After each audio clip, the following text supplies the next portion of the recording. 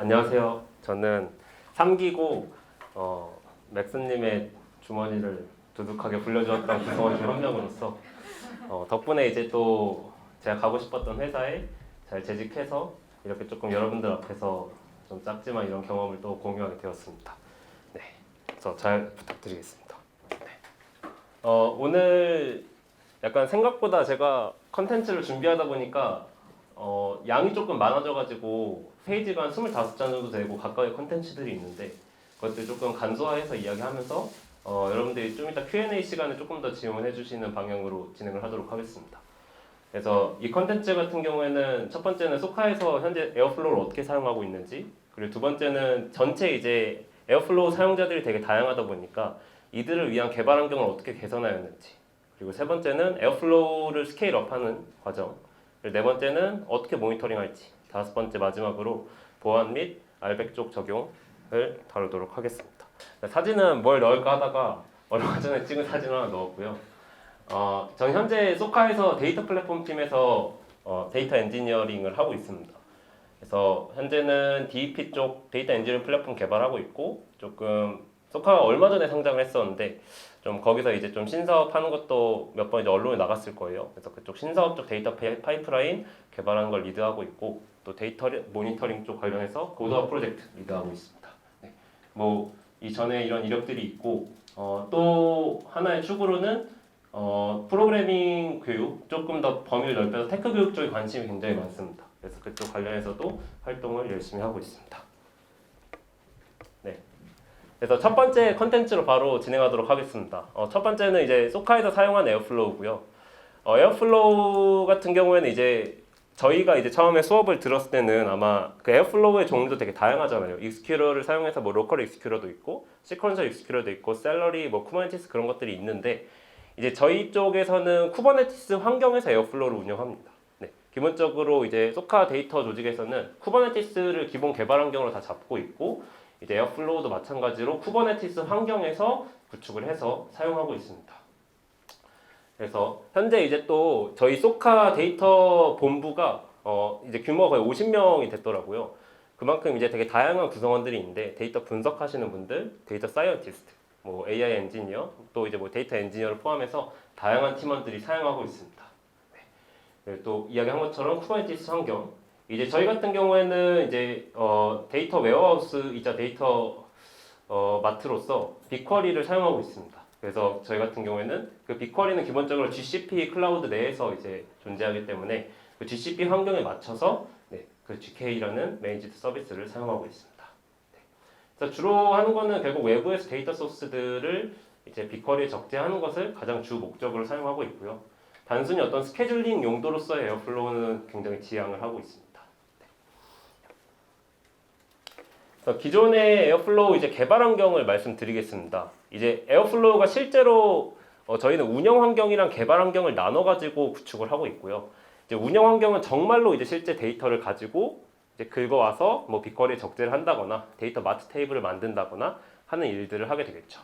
근데 이제 이쪽 에어플로우의 개발 환경은 그럼 사용자들이 덱을 개발할 때, 이제 태스크들을 개발할 때 그걸 그럼 어떻게 개발하냐에 대해서 이제 기존에는 저희 같은 경우에는 팀원들이 각각 GitHub 브랜치를 기준으로 이제 CI/CD를 붙여서 어떤 특정 이제 팀원이 피처라는 브랜치 슬래시하고 어떤 프리픽스를 맞춰서 브랜치를 생성하게 되면은 이제 GitHub으로 이렇게 푸시를 하게 되고요. 그렇게 되면은 이제 저기 아랫단에 있는 이제 뭐 버디웍스라는 이제 어떤 CI 파이프라인 거치고 또 아르고 CD라는 쿠버네티스 전용 디플로이먼트 툴을 통해 가지고 개발 전용 에어플로우가 생성되게 됩니다.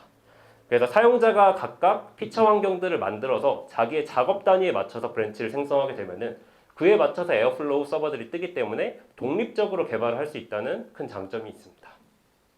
그래서 이렇게 하고 뭔가 덱을 개발하기 위해서 이제 푸시를 계속 합니다. 그래서 어떤 변경 사항들이 생기면은 커밋을 통해서 브랜치에 푸시를 하면은 이제 특정 기술인 뭐 이제 쿠버네티스 환경에서 에어플로우를 사용하신 분이라면 기싱크라는 거를 들어보셨을 수 있을 거예요. 그래서 기싱크라는 걸 통해 가지고 뭔가 최종적으로 이제 그 덱의 반영 사항들이 이제 덱 에어플로우 쪽 개발 환경에 있는 쪽에서도 이제 반영이 됩니다. 네. 그렇게 하고 이제 덱 개발 잘 됐다, 스케줄링 잘 되네 하면은 최종적으로 코드 리뷰 후에 메인 브랜치에 머지가 되면서 운영 에어플로우에 반영되는 구조로 동작을 하고 있습니다. 그래서 바로 이제 문제점이고요. 이제 문제점의 첫 번째는 여기 보이시면 굉장히 이제 많은 이제 에어플로우 서버들이 있는데 다 개발 환경 서버들입니다. 네. 그래서 기본적으로 아까 피처 브랜치를 드리븐해가지고 그거에 맞춰서 에어플로우 서버들이 뜬다고 말씀을 드렸는데 사용자들이 많고 또 브랜치를 만약에 이제 개발하기 위해서 만들었는데 근데 다른 일들이 생겼네 하고 이제 다른 일 하다가 또 까먹고 그러면서 막 이제 일주일 넘게 돌아가는 덱들도 에어플로우 서버들도 있고요. 그러다 보니까 이제 그런 어떤 브랜치에 기반한 환경이 굉장히 이제 에어플로우 개발 환경의 서버들을 많이 이제 점유하게 되었고 이거에 따라서 조금 컴퓨팅 리소스나 또 이 중간에 이제 에러들이 날 때가 있어요. 그러면은 그 관리자 이제 저는 에어플로우 요정이라고 불리는데 에어플로우 요정 제가 이제 호출돼서 또 열심히 고치고 그런 작업들을 진행을 했습니다. 또 두 번째는 아까 커밋을 베이스로 해서 이제 뭔가 에어플로우에 어떤 업데이트가 된다고 했는데 이렇게 하면은 기본적으로 커밋을 매번 푸시를 해야 돼요. 그래서 커밋 푸시하고 반영되고 하는 그런 시간들 자체는 굉장히 조금 피드백 루프를 길게 만듭니다. 기본적으로 이제 다들 개발해 보셨으면 아시겠지만 뭔가 코드를 치고 업데이트 되고 결과를 보고 그걸 가지고 이제 뭔가를 하는 그 시간 자체가 이제 짧을수록 보통은 개발을 더 생산성을 높게 할 수 있잖아요. 근데 이제 이런 긴 피드백 루프는 이제 다양한 사용자들로 하여금 개발 생산성을 떨어뜨리고 했습니다. 또 마찬가지로 이제 불친절한 개발 환경도 한몫을 했고요. 또 뭐 기타 저희는 이제 제가 처음 왔을 때는 에어플로우 1버전을 사용을 하고 있습니다. 그래서 에어플로우 지금은 다 이제 아마 맥스님께서 수업을 하시면 에어플로우 2가 기본적으로 사용이 될 텐데 제가 처음에 왔을 때는 에어플로우 1으로 돌고 있었습니다. 근데 이제 에어플로우 1이 지금 2는 굉장히 좋아진 편이었더라고요. 네, 에어플로우 1 같은 경우는 조금 고질적인 문제들이 꽤 있었습니다. 또 이제 모니터링 환경 대응 환경도 구축이 제대로 안 되어 있고 만약에 대기 실패했다. 그럼 어떻게 대응해야 될까? 그런 어떤 프로세스들이 아직 많이 체계화되지는 않았었던 것 같습니다. 또 뭐 코드 보안에 취약하고 어떤 사용자 개인에 대한 권한 체계들이 조금 부족했던 문제들이 있었습니다. 그래서 이제 두 번째 챕터로 넘어가면은 전체 개발 환경 개선하기입니다. 그래서 이제 처음에 이제 다 목표를 설명드리고 그 다음에 어떻게 이거를 해결했는지 방식으로 설명을 드릴게요. 그래서 첫 번째 이제 목표 같은 경우에는 소카의 데이터 분석가, 데이터 사이언티스트, 뭐 아까 AI 엔지니어 등 다양한 이제 이해관계자들이 프로그래밍에 익숙하지 않은 경우들이 많습니다. 아무래도 데이터 분석 쪽을 많이 하시면은 어떤 프로그래밍적으로 아직 경험이 많이 없으신 분들도 계시는데 그런 분들에게 에어플로우의 어떤 사용을 러닝 커브를 낮춰주는 게 중요하다고 저희는 생각했습니다. 또 소프트웨어는 보통 이제 지속적인 개선을 통해서 이제 피드백 루프를 짧게 가져가는 게 굉장히 중요하다고 저는 생각합니다. 그래서 이런 것 같은 경우에는 사용을 하는 사람이 개발하고 어떤 디버깅하는 시간을 줄일수록 개발 속도를 늘릴 수 있다고 이제 생각을 하고 있습니다. 그래서 로컬 개발 환경 구축을 진행을 했었는데 아까 이제 이야기를 했을 때는 쿠버네티스 환경에서 브랜치 기반의 이제 브랜치가 생성되면은 그거에 맞춰서 쿠버네티스의 에어플로우 서버들이 각각 뜨는 방식으로 진행을 했었습니다. 근데 아까의 문제점은 너무 많은 리소스를 점유하기도 하고 또 개발 환경이 불친절하다는 문제가 있었죠. 그래서 저희는 이거를 도커 컴포즈 기반으로 각자의 로컬에서 도커 컴포즈를 활용해서 각 로컬에서 도커 방식으로 에어플로우를 띄우는 방식으로 개선을 했습니다. 네. 그래서 이렇게 했을 때 뒤에서 장점을 이야기하겠지만 에어플로우 서버를 띄우는 시간이나 또 이제 덱을 업데이트를 했을 때 로컬 같은 경우에는 코드를 업데이트하면 바로 반영되잖아요. 아까 개발 환경 같은 경우에는 애초에 서버가 분리가 되어 있기 때문에 그 동기화되기까지 시간이 꽤 오래 걸렸다면 그런 문제들이 정말 해결이 됐었습니다. 그리고 이제 두 번째로는 이제 에어플로우 같은 경우에는 좀 보안 관리를 되게 잘해야 되는 게 그 되게 다양한 어떤 외부 데이터 소스들을 가져와야 되다 보니까 혹시나 인증키나 DB 패스워드 같은 정보들이 만약에 코드로 유출된다 하면은 굉장히 끔찍하겠죠. 그래서 저희 같은 경우에는 로컬에서도 어차피 로컬에서도 뭔가 빅쿼리 데이터를 가져오거나 해야 되는 작업들이 꽤 많아요.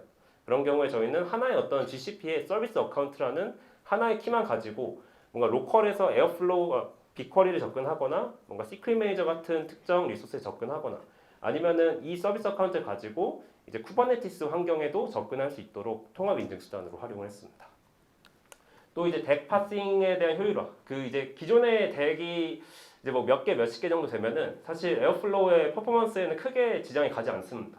그래서 덱을 파싱하고 뭔가 그것들을 뭐 데이터베이스에 저장한다거나 하는 작업들이 크게 문제는 없는데 저희 회사 같은 경우에는 굉장히 많은 덱들을 운영하고 있습니다. 그러다 보니까 이 많은 덱들을 만약에 로컬에서 그대로 만약에 띄운다 하면은 계속 이제 이 수백 개의 덱들을 계속 파싱하는 거예요. 로컬에서 스케줄러에서 파서가 계속 파싱하다 보니까 굉장히 이셔스를 점유하는 문제들이 있습니다. 그래서 다 에어플로우 이그노어라는 이제 에어플로우에서 제공해주는 약간 깃 이그노어 같은 느낌입니다. 그거를 활용해서 그럼 개발할 때 좀 속도를 빠르게 진행해줬습니다.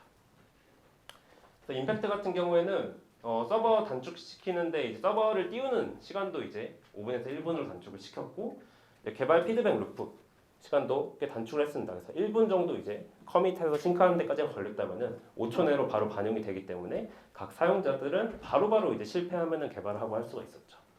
또 이제 조금 비용적으로도 개선이 꽤 되었는데 유유 에어플로우 서버들이 꽤 아까 많았잖아요. 아까 이미지를 봤을 때 그런 애들이 이제 많이 이제 덜어내면서 3개 이상의 VM 이 머신이 절약이 됐다고 이제 보면 되겠습니다. 또 이제 뭐 도커라는 표준 환경 통해서 뭔가 이제 에어플로우 서버의 불안정성 낮추고 항상 일관된 환경 뭐 이제 저희 기본적으로 다 이제 맥을 사용하기 때문에 맥에 대해서 기본적인 환경이 다 이제 도커 표준 환경을 사용해서 관리 비용을 줄일 수 있었습니다. 그리고 두 번째는 이제 테스트 환경인데요. 기본적으로 그냥 사용자들이 덱을 개발에 대해서 막 제대로 막 많이 해보시지 않으신 분들 같은 경우에는 덱을 개발할 때 기존 컨벤션이라던가 아니면 덱의 어떤 문법들을 제대로 지키지 않고 커밋을 푸시했다가 다시 이제 막 실패하고 돌리고 그러는 과정들이 꽤 많았습니다. 그래서 저희 같은 경우 이걸 테스트 차원에서 애초에 처음에 방지를 했고 그래서 덱에서 기본 문법들은 이제 덱백이라는 기능을 통해서 활용을 했고요. 또 이제 어떤 덱 컨벤션 같은 경우 저희 같은 경우는 이제 오너를 꼭 넣어야지만 PR을 통과할 수 있도록 PR에 머지할 수 있도록 이제 설정을 해놨습니다. 그런 것처럼 팀 내에서 뭔가 이제 이런 것들은 적어도 덱에서 지켜지면 좋겠다 하는 것들 같은 경우에는 저희가 이제 덱에 직접 검증 테스트를 작성해서 사용자들이 운영 환경에 머지되기 전에 기본적으로 이것들이 검증이 다 완료된 후에 이제 머지할 수 있도록 진행을 하고 있습니다. 그리고 에어플로우 이게 좀 잘렸네요. 에어플로우 러닝 커브를 낮추기 위한 이제 방법들인데요. 사실 이렇게 엔지니어링적으로 문제를 해결하는 것보다 먼저 우선시 되어야 될 거는 결국에 문화 그리고 그 사람들이 학습을 할 수 있는 환경을 먼저 만들어주는 게 굉장히 중요한 것 같습니다. 저희도 되게 다양한 이해관계자들이 사용을 하다 보니까 에어플로우에 대한 어떤 배경 지식이라던가 그런 컨센서스를 맞추기 위해서 먼저 이제 통합 가이드 문서를 작성을 했습니다. 그래서 저도 약간 이제 강의를 하면서 약간 저는 올인원 가이드 그렇게 만드는 걸 되게 좋아하거든요. 뭔가 하나의 어떤 문서에 되게 많은 걸 담는 걸 되게 좋아하는데 이제 최근에 에어플로우 쪽 관련해서도 뭔가 에어플로우 초심자를 위한 개발 가이드를 만들어서 어떻게 해야지 에어플로우 저희 소카에서 에어플로우 잘 개발할 수 있을지 같은 문서들을 만들었고요. 또 최근에는 세미나도 한번 진행을 했습니다. 그래서 여기 보이는 건 피드백인데 뭐 이거를 배우고 이걸 통해서 뭘 하면 좋겠다 같은 이제 내용들까지 같이 받아가지고 조금 다 성장할 수 있는 방향으로 진행을 했습니다. 또 이제 매주 어떤 데이터 플랫폼 팀에서는 되게 데이터 관련된 인프라라던가 되게 다양한 서비스들을 다 다루고 있다 보니까 이거에 대해서 사용하는 사람들이 막 질문을 제대로 못하거나 이제 그런 걸 방지하고자 오피스 아워를 직접 운영하고 있습니다. 그래서 매주 질의응답을 받고 뭐 이제 에어플로우 같은 경우가 조금 많이 나와요. 이거 뭔가 로컬 환경에서 제대로 실행이 안 됩니다. 뭔가 뭐 파셋이 제대로 안 돕니다 같은 이야기들이 나오는데 이런 것들이 질의응답을 받으면서 수월하게 해결이 되고 있습니다. 네.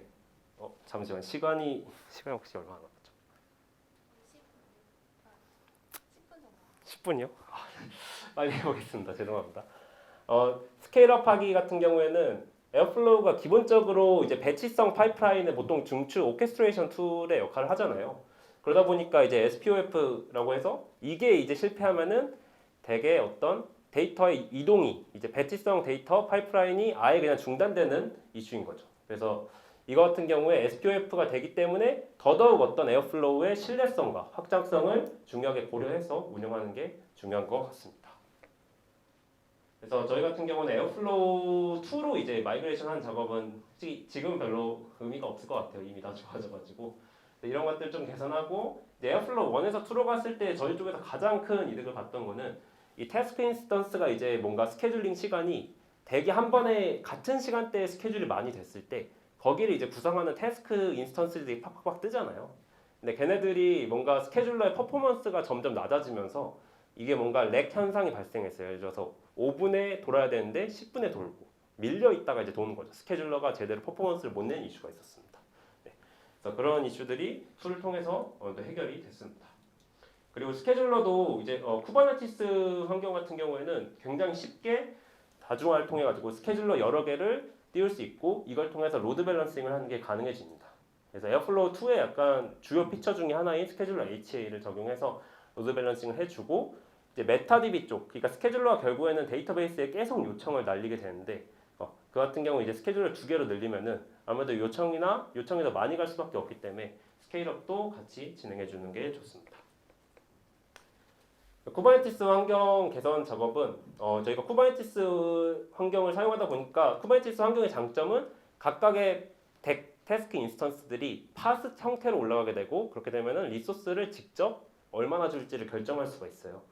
그래서 이거 같은 경우에는 사용자가 태스크를 직접 리소스 할당할 수 있도록 저희는 지원을 해주고 있고 조금 CPU 인텐시브한 작업들 같은 경우에는 그것들을 조금 사용자한테 조금 CPU나 메모리를 조금 더 많이 주도록 이렇게 지원을 하고 있습니다. 쿠버네티스 환경, 노드 관련해서도 뭔가 업데이트하는 게 있었고요. 그리고 클린업 덱이라고 이거는 만약에 이제 회사에서 운영하시는 분들이라면 한번 참고해 보시면 좋은데 에어플로우 덱 클린업이라고 아마 검색을 해보시면 레포가 있어요. 거기서 이제 안 쓰는 덱들이 생각보다 얘는 계속 돌아가기 때문에 저희 이제 막 몇 년 동안 돌리다 보면은 굉장히 옛날 덱 히스토리까지 다 DB에 남아 있거든요.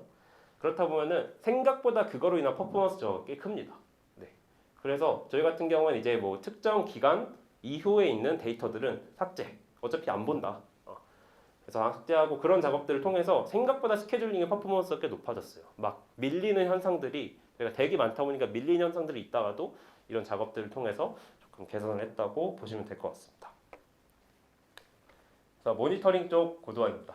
네, 모니터링 쪽 고도화는 사용자가 늘어나면서 기본적으로 되게 다양한 문맥을 가진 덱들이 늘어나요. 그러니까 저희 관리자들이 이 덱들이 어떤 덱인지 이제 모르는 상황들이 점점 늘어나고 있는 거죠. 네. 그래서 이제 덱의 어떤 스케줄링이나 런타임 오류 같은 1차적 책임은 덱을 개발한 사람이 직접 질 수 있도록 저희가 이제 환경을 구성을 했습니다. 물론 이거에 대한 교육은 기본적으로 따라줘야 되는데 네. 이후에 이제 어떤 개발하는 거에 대한 책임은 1차적으로는 이제 사용자한테 묻고 있고요. 그 다음에 이제 운영 중인 에어플로우 이슈 중에 이제 쿠버네티스 환경에 올리다 보니까 쿠버네티스 환경에서 약간 노드가 갑자기 죽는다거나 하는 조금 인프라적인 이슈들도 있습니다. 네. 조금 그런 어떤 모니터링 환경 또 조금 신경을 써야 되고 혹은 또 이제 에어플로우에서 어떤 데이터 매트릭들 에어플로우의 어떤 매트릭들 예를 들면 이제 시계열 매트릭들이나 얘가 얼마나 실패했다거나 그런 정보들을 매트릭 형태로 제공을 해줍니다.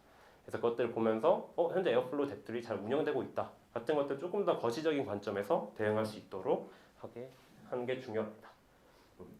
사용자 주간 모니터링 프로세스는 말은 거창한데 사실 간단합니다. 이제 에러가 났을 때 그 사용자를 직접 태그해서 멘션해서 그 사람이 직접 바로 보고 대응할 수 있도록 하는 게 저희의 1차적인 목표였습니다. 그래서 정상적으로 스케줄링 되지 않는 덱들을 모아가지고 10분에 한 번씩 슬랙 채널 알림을 주고요. 이렇게 되면은 그 사람이 직접 멘션이 되기 때문에 모른 척을 할 수가 없습니다. 네. 기본적으로 다 그 사람이 보통 보고 바로 대응을 하고 그런 식으로 해서 실제로 대응 시간이 굉장히 단축됐습니다. 네. 이렇게 됐고요. 또 이제 관리자도 마찬가지로 어떤 모니터링 환경, 또 이제 관리자도 볼 수 있도록 이제 에어플로우 쪽 관련해서 저희는 데이터 도구로 통한 모니터링 환경을 현재 소카 전사에서 사용을 하고 있습니다. 좀 비싸서 그런데 굉장히 값어치는 하는 도구인 것 같아요. 그래서 데이터 도구에서는 에어플로우 통합 인티그레이션을 기본적으로 제공을 해줘서 그것들로 에어플로우 대시보드를 손쉽게 만들 수 있습니다. 그래서 이제 에어플로우 매트릭 중에 태스크 인스턴스가 몇 개, 어떤 특정 덱에서 이 태스크 인스턴스가 얼마나 성공했고 얼마나 실패했고 그것들을 기간별 추이로도 볼 수 있고요. 덱 런의 어떤 태스크 실행 시간, 얘가 얼마나 시간이 길어졌다, 얘가 얼마나 실행됐다 같은 정보들도 같이 파악을 할 수 있기 때문에 조금 더 덱들이 많아졌을 때 이런 것들을 파악하면은 조금 더 운영하기에는 용이할 것 같습니다. 마지막입니다. 네, 보안 및 알백 적용이고요. 전적으로 외부 자원에 많이 의존하게 되는 건 사실인 것 같아요. 항상 외부 소스 테이블들에서 데이터를 가져와야 되기 때문에 에어플로우는 보안 정보들이 많이 필요할 수밖에 없습니다. 그래서 이제 에어플로우 같은 경우에 보안 정보들을 코드상에서 하드 코딩으로 그대로 노출하는 거는 사실 바람직한 방향은 아니잖아요. 네, 그대로 이제 막 거의 데코드에 메인 DB 패스워드, 그러니까 그런 거 있으면은 잘못해서 만약에 외부로 노출되거나 어디 누군가가 팀원 중에 딴 사람이 뭔가 그걸 가지고 뭔가 쓰거나 하는 작업들이 있다면은 굉장히 보안에 취약해지게 될 수밖에 없습니다. 저희 같은 경우는 이거를 시크릿을 별도로 관리하게 하는 시크릿 백엔드, 시크릿 저장소를 활용하도록 해서 보안성을 높일 수 있도록 했고요. 그리고 이제 다수의 사용자가 시스템을 사용해야 되기 때문에 이제 결국 인증이죠. 인증 인가 체계를 조금 더 관리하기 위해서 에어플로우에서 사용하는 룰 베이스 액세스 컨트롤 쪽을 이제 적용을 했습니다. 그래서 저희는 GCP 환경에서 기본적으로 에어플로우가 올라가기 때문에 그의 어떤 인증 정보들도 GCP에서 제공하는 이제 시크릿 관리 저장소로 제공하는 GCP 시크릿 매니저가 있습니다. 이 시크릿 매니저를 활용해서 이제 보안 정보들, 중요한 정보들은 이제 여기다 별도로 관리하도록 하고 이제 에어플로우 상에서는 그 어떤 인증 정보, 아까는 이제 개발 환경에서는 서비스 어카운트라는 이제 특정 그걸 통해서 통합 인증을 진행을 했었고요. 운영 환경에서도 별도의 어떤 서비스 어카운트를 가지고 이 인증을 하게 됩니다. 그래서 이걸 하게 되면은 장점은 여러분들이 아마 커넥션 베리어블이 점점 많아질 거예요. 덱을 점점 운영하다 보면은 그런 것들을 시크릿 백엔드라는 이제 에어플로우 시크릿 백엔드 키워드 검색해 보시면 나오거든요. 그래서 그것들을 통해서 이제 GCP 시크릿 메이저로 커넥션이랑 베리어블 정보들을 옮기고 그거 외에도 뭔가 중요한 API 키 같은 경우에는 이것도 마찬가지로 옮기고 덱에서 접근할 수 있게 그렇게 하는 게 중요한 것 같습니다. 또 이제 알백 쪽 적용이 있는데 알백 쪽은 그냥 쉽게 이야기하면은 그냥 어떤 권한이라고 보시면 될 것 같습니다. 그래서 기본적으로 에어플로우에서는 어드민, 뭐 퍼블릭, 뷰어 같은 이미 제공된 어떤 액세스 쪽 컨트롤을 해주는 룰이 있고 그 다음에 이 어떤 리소스나 덱 기반으로 이제 어떤 롤을 직접 만들 수가 있어요. 그래서 저희 같은 경우에는 뭔가 이제 이거는 진행하고 있는 단계인데 뭔가 데이터 엔지니어, 데이터 애널리스트, 뭐 AI 엔지니어 같이 뭔가 각 팀에서 어떻게 액세스해서 사용하고 있는지 같은 게 조금 어느 정도 추상화가 잘 된다면은 이런 것들 조금 룰을 만들어서 직접 관리하려고 하고 있습니다.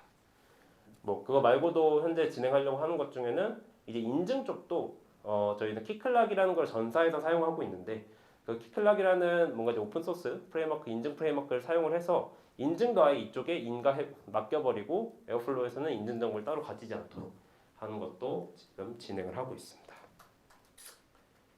네, 여기까지고요. 항상 마지막에는 보통 저희 팀에 대한 채용 홍보를 넣는데 소카 데이터 저희는 현재 소카 데이터 플랫폼 팀에 있고 사실 에어플로우 하는 것뿐만 아니라 굉장히 다양한 일들을 하고 있습니다. 뭐 이제 MLOps 쪽도 이제 저희가 AI 엔지니어분들이 10명이 넘는데 그분들이 빠르게 이제 모델들 서빙하고 뭔가 개발할 수 있도록 환경들 다 지원해주고 있고요.